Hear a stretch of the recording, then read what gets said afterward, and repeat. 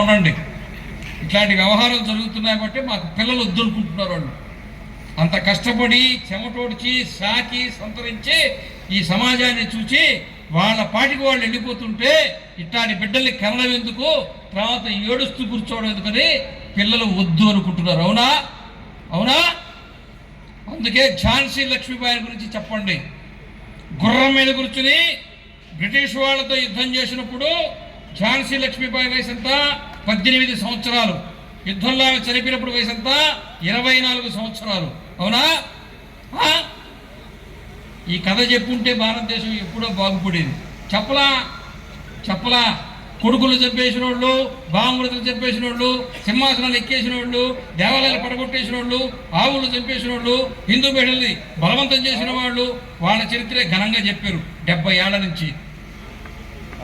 RSS తయారు చేసినటువంటి కార్యకర్తలందరూ పెద్దవాళ్ళయ్యి, నాయకులయ్యి, అన్ని